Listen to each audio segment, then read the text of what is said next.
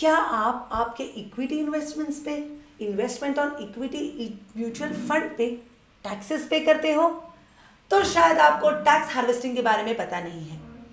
मैं आज आपको बताती हूँ what is the meaning of tax harvesting. हम टैक्स हार्वेस्टिंग मतलब हम जो भी कैपिटल गेन्स अर्न करते हैं उसके ऊपर जो हम टैक्स पे करते हैं उस टैक्स को बचाने का जरिया है टैक्स हार्वेस्टिंग। अब ये टैक्स हार्वेस्टिंग मतलब हमने छोटे छोटे छोटे छोटे लॉसेस किए, उसको हमारे बड़े गेन के साथ ऑफसेट किया और हमने अपने टैक्सेस बचाए।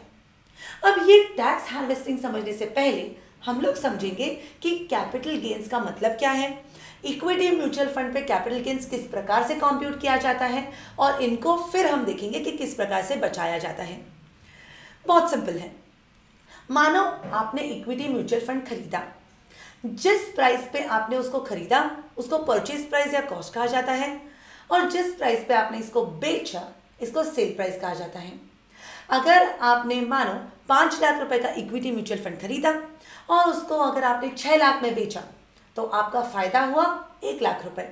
इस 1 लाख रुपए के फायदे को कहा जाता है कैपिटल गेन। अब मानो आपने 5 लाख में खरीदा हुआ इक्विटी म्यूचुअल फंड, उसका दाम अगर हो गया 4 लाख रुपए तो आपने 1 लाख का नुकसान किया। इस 1 लाख के नुकसान को कहा जाता है कैपिटल लॉसेस। अब आपने जो फायदा, अगर आपने 1 लाख का फायदा कमाया तो उसके ऊपर आपको कैपिटल गेन के ऊपर आपको टैक्सेस पे करना पड़ेगा। अब ये टैक्सेस कितने और कैसे किस प्रकार से पे किए जाते हैं, अब आप कितना टैक्स पे करोगे ये डिपेंड करेगा कि आपका equity mutual fund long term है या शॉर्ट टर्म है।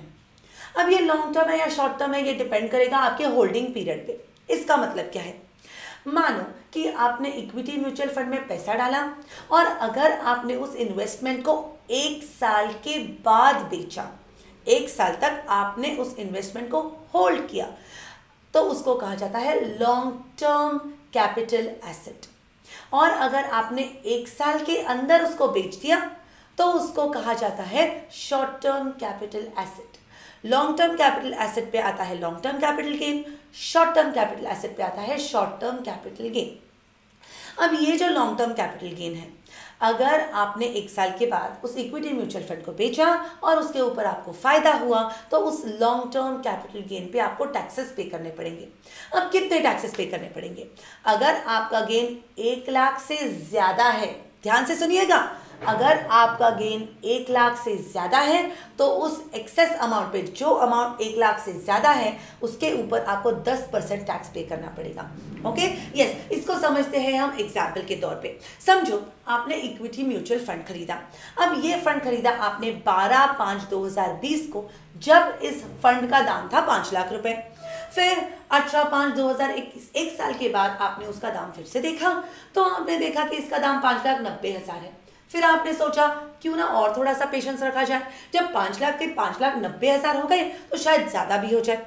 फिर जब आपने 29/5/2022 को इसका दाम देखा तो समझो इसका दाम हो गया 6,50,000 रुपये।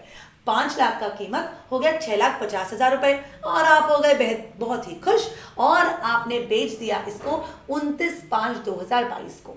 ओके, जो इक्विटी म्यूचुअल फंड आपने 5 लाख में खरीदा था उसको आप बेच रहे हो 6,50,000 रुपये में। ओके, ठीक है, तो अब इसके ऊपर आ गया अपना फायदा 1,50,000 का, उसको कहा जाएगा लॉन्ग टर्म कैपिटल गेन। अब लॉन्ग टर्म क्यों, क्योंकि अगर आप देखोगे तो आपने उसको खरीदा था 12/5/2020 को और बेच रहे हो 18/5/2021 में, मतलब 1 साल से ज़्यादा आपने इस इन्वेस्टमेंट को पकड़ के रखा था इक्विटी म्यूचुअल फंड को, इसलिए इसको कहा जाएगा लॉन्ग टर्म कैपिटल एसेट। और इसको बेच के अपना हुआ है फायदा 1,50,000 का, उसको कहा जाएगा long term capital gain.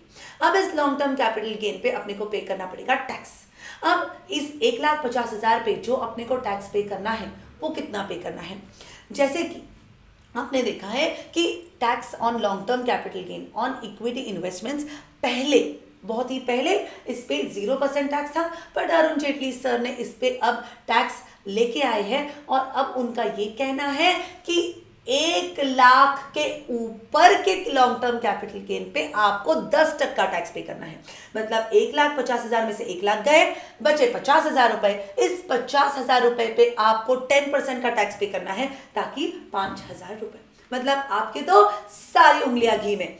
5 lakh का इन्वेस्टमेंट कन्वर्ट हो गया 6,50,000 में, मतलब आपने 1,50,000 का इनकम किया और आपने 5,000 रुपए उस पर टैक्सेस पे कर दिया। ये रहा नॉर्मल सिनारियो।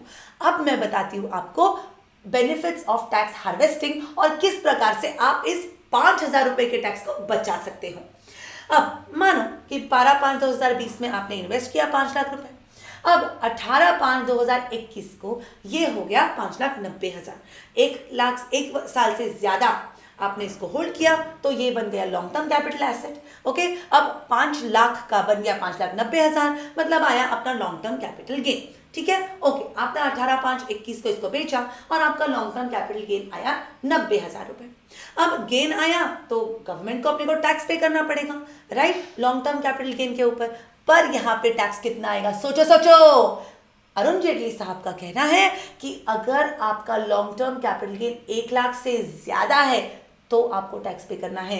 अब यहाँ पे क्योंकि आपका गेन सिर्फ 90,000 रुपए है, आपको यहाँ पे कोई भी टैक्स नहीं पे करना, कोई भी टैक्स आपको नहीं पे करना। ओके, ठीक है। अब आगे की स्टोरी अभी बाकी है मेरे दोस्त। अब 18/5/2021 को आपने जो इन्वेस्टमेंट इन म्यूचुअल फंड बेच के इस इक्विटी म्यूचुअल फंड से जो आपको 5,90,000 रुपए आए हैं, वो फिर से आपको री इन्वेस्ट करना है उसी फंड में। उसी फंड में आपको ये 5,90,000 री इन्वेस्ट करना है। मतलब अब कॉस्ट ऑफ म्यूचुअल फंड आपका बन गया 5,90,000। अब मानो कि आपने 29/5/2022 को इसको बेचा और इसका दाम है 6,50,000 रुपए। 6,50,000 रुपए। अब आपने इसको बेचा 29/5/2022 को, बराबर है। अब अगर आप होल्डिंग पीरियड देखते हो तो 18/5/2021 से लेके 29/5/2022, मतलब 1 साल से ज्यादा आपने इसको होल्ड किया है। ये बन गया आपका लॉन्ग टर्म कैपिटल एसेट। और क्योंकि इसका दाम बढ़ गया है और आप ज्यादा दाम में बेच रहे हो, आपको लॉन्ग टर्म कैपिटल गेन हुआ 60,000 रुपए का। पहले टप्पे में आपका गेन हुआ 90,000, अब हुआ आपका गेन 60,000।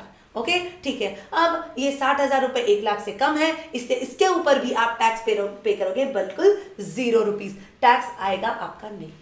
मतलब पहले सिनारियो में आपने 1,50,000 का गेन किया और 5,000 रुपए टैक्स पे किया, बट टैक्स हार्वेस्टिंग में आपका गेन 1,50,000 हुआ पर आपने टैक्स पे किया 0 रुपीज, 0 रुपीज। ये है फायदे आपके टैक्स हार्वेस्टिंग के।